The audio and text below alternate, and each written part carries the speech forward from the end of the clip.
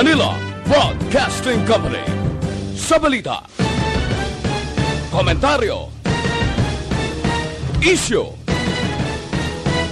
serbisyo publiko. Evening edition. Magadulong sa inyo sang mga nagapanguna nga balita lokal, national, international, sports, kag entertainment. Aksyon! Balita Evening Edition. Kag karon ang inyong news team. Mayong gabi Metro Bacolod, mayong gabi kabugusan niya Western Visayas. Welcome sa pagpangalagad sang Aksyon Balita Evening Edition. Karon nga adlaw Webes, Hunyo 16, tuig 2022. Makitaan kita live sa mon official Facebook page kag sa YouTube channel ang Aksyon Radyo Bacolod kag mabatian pagi sa www.actionradyobacolod.com.ph.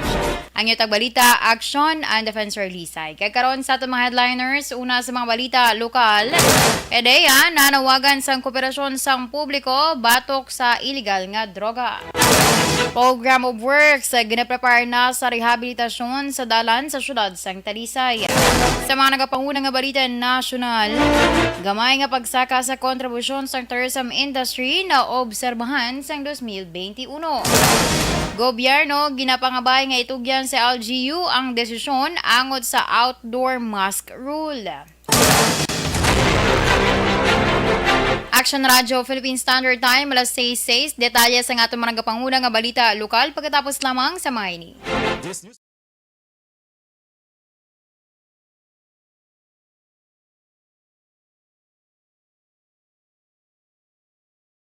Ang beach ang paborito nga katuan sa mga pamilya kag magbarkada sa tion sang okasyon. Puno sing matahom nga mga literato nga may background nga beach ang aton mga social media. Pero nakahibalo-bala kamo nga ang Pilipinas ang isa sa world's worst offender sa marine plastic pollution sa pagtuon sa United Nations sa pag-abot sang 2050. Ginatanaw nga mas madamo na ang mga plastic ikumparar sa mga isda sa karagatan. Gani subong pa lang, dapat na kita nga maghimo sang aksyon kag magpakigbahin sa solusyon batok sa plastic pollution. Una, i-reduce o kung ibanan ang paggamit sang single-use plastics. Magdala kag maggamit sang reusable nga grocery bags, utensils, coffee cups, tumbler kag iban pa. Dapat istriktong ipatuman ang mga ordinansa akong lahi nga nag-regulate sa paggamit sang plastic. Madamo man ang mabulig sa pag-recycle sa mga ginagamit nga single-use plastics. Sa mga nag-estar sa coastal areas, hindi pag-ihaboy ang inyo basura sa suba o kon kadagatan. Magpartisipar sa mga clean-up drive sa mga coastal areas sa inyo lugar. Suportahan ang mga organisasyon o kon non-profit organization nga nagahatag solusyon sa plastic pollution. Ang problema sa basura sa kadagatan ang hindi masolusyonan sa isa lamang ka individual, isa ka grupo o kung sang gobyerno. Nagakinahanglan ini sang aksyon sang tanan para sa benepisyo sang karon kag sa masunod pa nga henerasyon.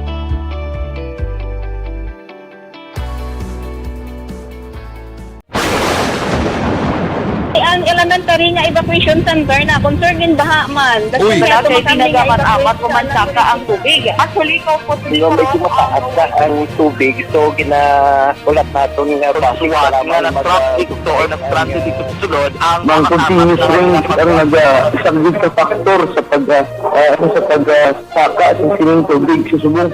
Ang Pilipinas sa maya sa early warning system para mahibaluan ang lakat sa panahon. Gani, wala sang rason nga hindi kita makapreparara karon ni rainy season. Yari ang pila ka mga action tips nga dapat mo may baluan. Kung nagapuyo sa lugar nga masabi ginabaha, mag-monitor sa balita para sa anunsyo sang pag-asa sa lakat sang panahon. Isa sa pinakapos nga pamaagi para maligawan nga magsulod ang baha sa balay, among paggamit sang sandbag.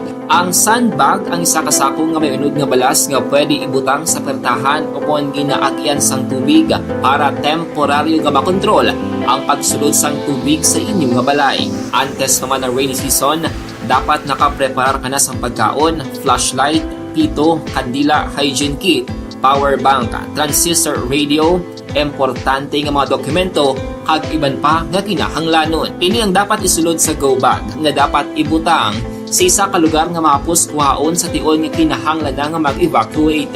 Sa tion sang pagbaha dapat butangan sang tape ang saksakan sang mga outlet kag ibutang sa mataas nga mga lugar ang appliances. Kunyara sa evacuation center, dapat man nga ipatuman ang minimum health protocol. Ni Philippine Drug Enforcement Agency Region 6 Director Alex Tablate ang pumuluyo nga buligan ng otoridad sa away kontra illegal nga droga. Suno kay Tablate, ilaman ginahimo ang ila trabaho apang mas mapabaskog pa ang kampanya kontra illegal nga droga kung magbulig report ilabi na ang mga yara sa coastal barangays. Dugang pa ni Tablate, mas ginabantayan sa probinsya o kung ginabantayan man ang probinsya sa Negros Occidental, bangod hindi malikawan nga bangod sa kadamo sa mga puerto, diri nagalabay ang dalagkuan nga supply sang droga kag kalabanan ang na-recover sang otoridad. Suno kay Tablate nga kung madumduman, bulan sang Enero, naka-recover sang 3 ka kilo sa Bradco Port kung sa diin sa ila investigasyon, naghalin sa Luzon, nagbiyahe pa Batangas, pasulod sa Katiklan, kag diri sa Bacolod. Dugang pa may na-recover man nga 5 ka kilo sa Escalante nga gikan sa Tabuelan kag damlag lang ang 2 ka kilo sa syudad sang San Carlos. Gindayaw naman ni Tablate ang operatiba kag dako ang pasalamatan nga na-intercept ang mga supply kag wala na panagdag pa. Ginkonfirmar sang San Carlos City PNP nga ginamonitor na ang ginatudlo amo o kun boss sa maghimata nga baron nga nadakpan sa separado nga bypass operation sa syudad sang San Carlos kag sa Cebu sini nga semana. Suno kay Police Lieutenant Colonel Jesus Misahon ang hepe sang San Carlos PNP. Nag-cooperar naman si Baron sa kapulisan agud nga matap na ang pagsulod sang droga sa syudad. Dugang pa ni Misahon, ginasaysay man ni Baron nga ginabilin gid lamang sa iya ang supply sang droga kag siya man ang nagaplastar o kung nagadagdag sang iban sini. Padayon karon ang ginamonitor sang kapulisan kay iban pa nga ahensya sa ang aktibidad sang dako nga drug personality nga suno kay Misahon, mahimo magkasabat sang pamangkot kun sa diin nagahalin ang supply sang droga nga ginapasulod sa probinsya sang Negros Occidental. Ginpanginwala naman ni Misahon ang report nga sa San Carlos nagahalin ang supply sang droga bangod mahimo nga alagyan gid lamang ang syudad. Palayag pa ni Misahon nakahambal lamang ang mga otoridad sa syudad sang Cebu nga mahimo sa syudad sang San Carlos naghalin ang supply sa droga bangod nga tumandok sang syudad ang mga nagkaladakpan. Nagpasalig naman si Misahon sa publiko nga wala nagauntat ang kapulisan sa kampanya kontra illegal nga droga.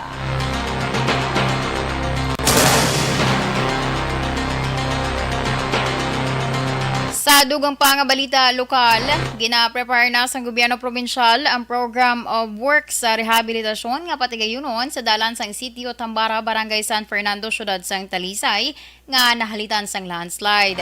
Suno kay Provincial Administrator Attorney Refrando Diaz II, ginatun-an sang probinsya kun sa disaster o kun sa savings sang General Fund pagkakuhaon ng pondo nga bulig bilang financial support sa rehabilitasyon. Nagligad nga Hunyo 8 na tiphag ang duta sa sitio Tambara kay nagapekto sa dalan nga ginaagyan sa mga salakyan pakadto sa mga sitio sang Magbuyo kag Patani. Bangod sini temporaryo nga dumilian ang mga 4-wheel vehicles nga makalabay sa lugar magluwas lamang sa mga motorsiklo. Naguntat man ang water supply sa Barangay San Fernando kag Dos Hermanas matapos maapektuhan ang pipeline nga ginaagyan sang tubig. Miyerkules nga adlaw ginmando ni Mayor Neil Lizares ang immediate rehabilitation sa amo nga lugar. Initial talks with the Talisay City Government have been undertaken. In fact, Mayor Neil already recognized that it will be a joint effort between the City of Talisay and the province kung paano ma-address immediately ang landslide Ang kabahin sang pagpahayag sa Provincial Administrator Atty. Refrando Diaz II. Sa dugang pa nga balita lokal, nagadepende na sa pagtingwa sang kada local government units o kun LGUs ang ginapatuman nga classification level sa mga banwa kag syudad sa Negros Occidental. Inangin pahayag ni Provincial Administrator Attorney Fernando Diaz II sa pagdugang sa mga lugar nga ginpaidalom sa Alert Level 1 tubtob Hunyo 30. Suno kay Diaz, ginapasiguro sa gobyerno probinsyal ang mga vaccinators kag bakuna nga kinahanglanon sa kada LGU sa nagapadayon nga vaccination drive. Liwat nga ginpangabay ni Diaz ang mga LGUs nga magkooperar sa provincial vaccination drive para malabot ang ginatarget nga 70% population base sa mandato sa Department of Health. Nagapati si Diaz nga dako ang papel sa mga barangay health workers o kon BHW sa pagkombenser sa pumuluyo nga magpabakuna kontra COVID-19. Nagligad nga Hunyo 15, ginanunsyo sa Malacañang ang mga lugar nga ipaidalom sa Alert Level 1 kag 2 tubtob Hunyo 30. Nagpabilin sa Alert Level 1 ang syudad sang Victorias, La Carlota, Sagay, Banwa, San Candoni, Ibi, Magalona, Pulupandan kag San Enrique. Nagdugang naman sa Alert Level 1 ang syudad sang Cadiz, kag Banwa sang Pontevedra, samtang ang iba niya mga lugar sa probinsya ang nagpabili naman sa Alert Level 2. Sa dugang pang balita lokal, ginklaro ni EOC Executive Director M. Ang yara pa lamang sa mas sobra 50% sa mga bakulod noon nga nabakunahan sa first kag second dose ng COVID-19 vaccine ang nagkapa-booster shots. Sunukay ang inisa karon ang ginatutukan sa Information and Education Campaign sa EOC paagi man sa bulig sa mga opisyales sa kada barangay. Nagapati si ang dako nga factors sini nga sitwasyon ang padayon nga pagnubo sa kaso sa syudad nga ginahalina naman sa pagkadula sang interes ang publiko nga magpabakuna. Suro pa sa opisyal, mayara sang bastante nga supply sa tanan nga brand sa bakuna ang syudad, gani liwat sini nga ginahingyo ang kooperasyon sang publiko nga kun mahimo magpadulong sila tagsa ka mga health centers kag nagkalain-lain nga mga mega vaccination centers. Nato nga booster, hindi pa masyado gikataas. Kaya ang iban, di na konfiansa na nga kompleto na first and second dose, for example, kag nagdubo ang cases. Ang kabahin sang pagpahayag sang EOC Executive or Executive Director M. Ang.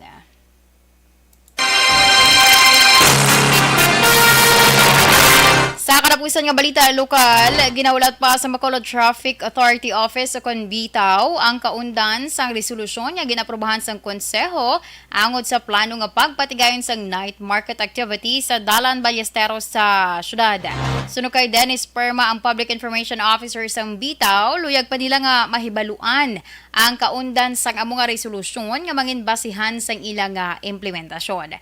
Dugang pa ni Perma, base sa ila sa ginhimo nga rekomendasyon sa sanggol ng panlungsod, ang bilog nga kalye sang Ballesteros mahimo nga ipasira umpisa alas 4 sang hapon tubtob alas 10 sang gabi. Apang ini nga plano ang mahimo pa nga mayara sa nga matabo nga mga pagbago. Sa naibaluan nga base sa palayag ni Councilor Dindo Ramos, ang pagpatigayon sa night market sa lugar sa kada weekend ang maging experimental pa lamang.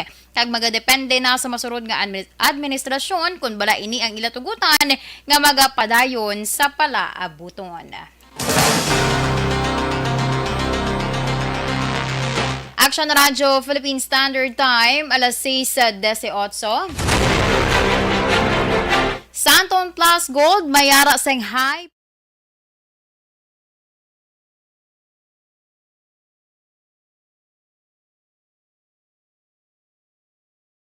Ang beach ang paborito nga katuan sa mga pamilya kag magbarkada sa tion sang okasyon. Puno sing matahom nga mga literato nga may background nga beach ang aton mga social media. Pero nakahibalo-bala kamo ngang Pilipinas ang isa sa world's worst offender sa marine plastic pollution sa pagtuon sa United Nations sa pag-abot sang 2050. Ginatanaw nga mas madamo na ang mga plastic ikumparar sa mga isda sa karagatan. Gani subong pa lang, dapat na kita nga maghimo sang aksyon kag magpakigbahin sa solusyon batok sa plastic pollution. Una, i-reduce o kung ibanan ang paggamit sang single-use plastics. Magdala kag maggamit sang reusable nga grocery bags, utensils, coffee cups, tumbler kag iban pa. Dapat istriktong ipatuman ang mga ordinansa agon layi nga nag-regulate sa paggamit sang plastic. Madamo man ang mabulig sa pag-recycle sa mga ginagamit nga single-use plastics. Sa mga nag-estar sa coastal areas, hindi pag-ihaboy ang inyo basura sa suba o kon kadagatan. Magpartisipar sa mga clean-up drive sa mga coastal areas sa inyo lugar. Suportahan ang mga organisasyon o kung non-profit organization nga nagahatag solusyon sa plastic pollution. Ang problema sa basura sa kadagatan ang hindi masolusyonan sa isa lamang ka individual, isa ka grupo o kung sang gobyerno. Nagakinahanglan ini sang aksyon sang tanan para sa benepisyo sang karon kag sa masunod pa nga henerasyon.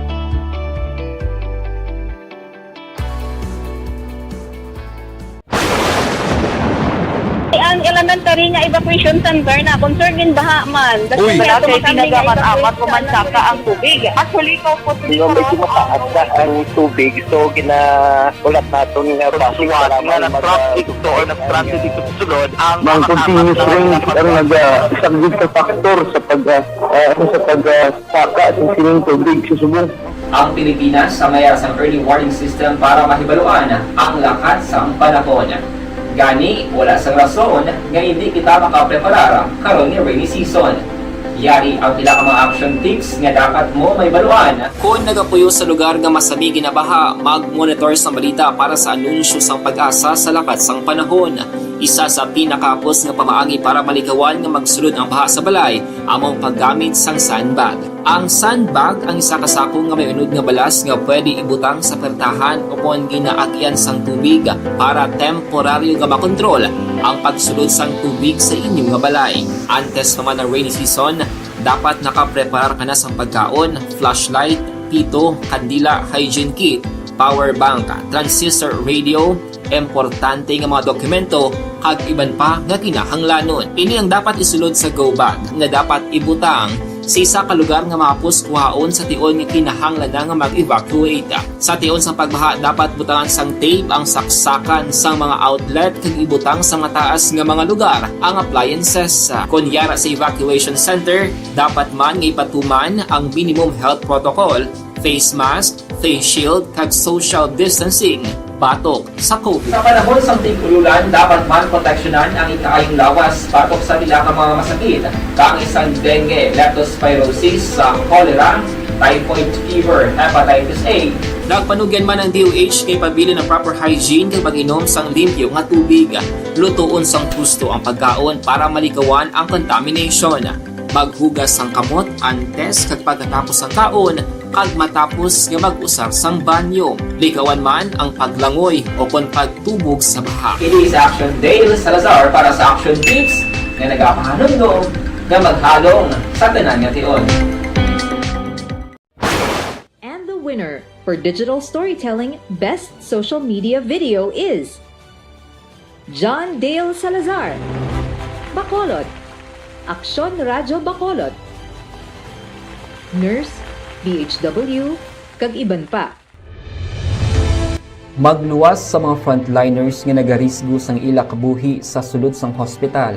Nagakaangay man nga hatagan naton sa pagkilala ang mga frontliner nga nagatrabaho sa sulod sang isolation facility. Ang mga doktor kag nurse nga nagarisgo man sang ila kabuhi sa pagtatap sa mga symptomatic kag mild COVID cases.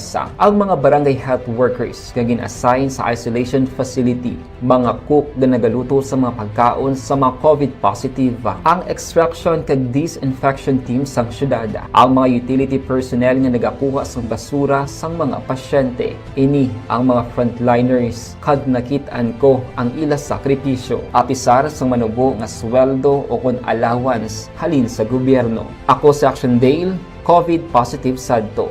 Naka-recover sa masakit bangod sa bulig sang sini nga mga tawo. Madamo gid nga salamat sa tanan nga frontliners.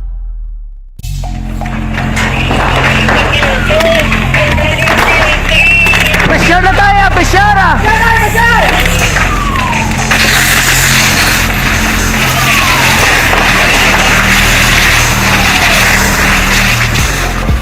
Every day is Fire Prevention Day. Gani importante nga maihibalo kita kung paano malikawan ang sunog. Yari ang pila ka mga action tips angot sa fire prevention. Sa tion nga maghalin sa balay, siguraduhon nga naka-unplug ang tanan nga saksakan. Likawan ang octopus connection o kung ang pagsaksak sang madamo nga gamit sa isa ka outlet.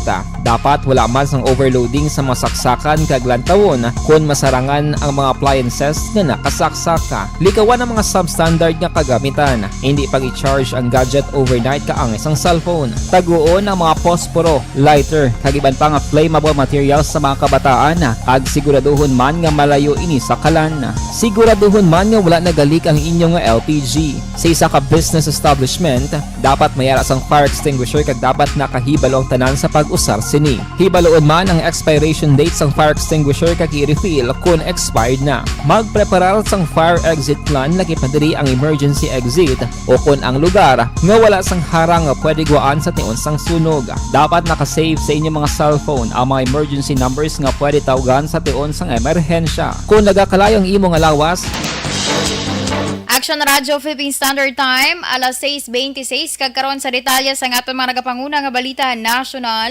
Naobserbahan sang Philippine Statistics Authority o kon PSA ang gamay nga pagsaka sa kontribusyon sang industriya sa turismo sa ekonomiya sang Pilipinas sadtong 2021.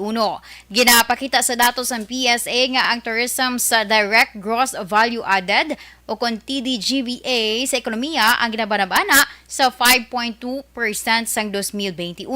Ang pinakaulihing nga reading ang mas mataas sa 5.1% sang 2020 nga ginreport nga pinakanubo sa nakaligad nga 20 ka tuig apang mas mahinay sa 12.9% share nga na-record sang 2019 antes pa ang COVID-19 pandemic. Katumbas ang TDGVA amo ang 1.1 trillion pesos sa current prices nga mas mataas sa 917.19 million na pesos sang 2020 kag manubo naman sa 2.5 million pesos sang 2019.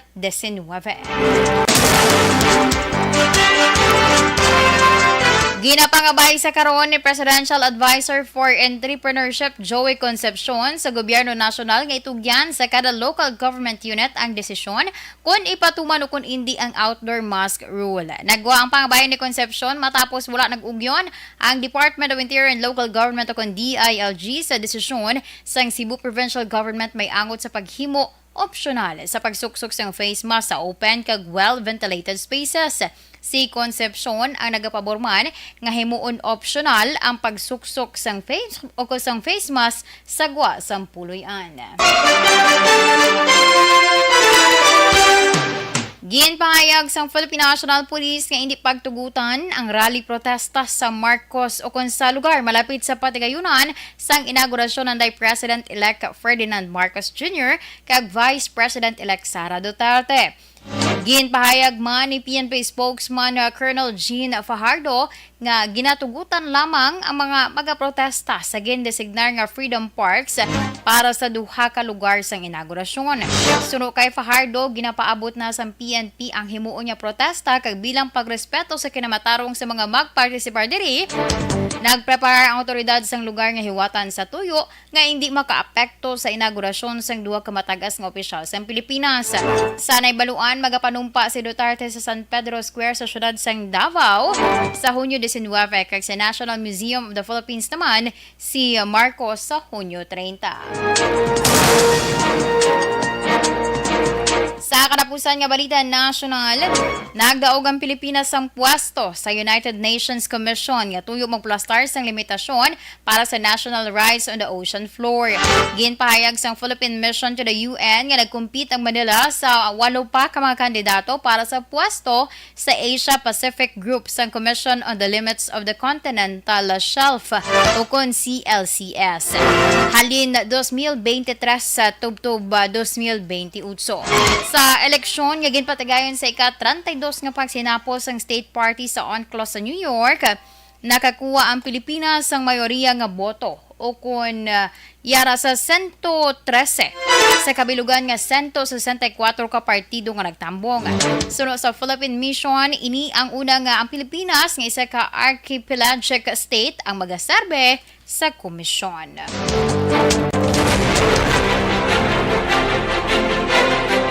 Action Radio Philippine Standard Time, alas 6:30. Inyo ginpamatian ang kabugusan nga detalye sa aton mga natipon nga mga balita. Diri lamang sa Action Balita Evening Edition. Karon nga adlaw Huwebes, Hunyo 16, 2022. Sa liwatan nyo tag balita, Action and Defensor Lisay. Una sa balita, una sa Action, sa Bacolod, Action Radio.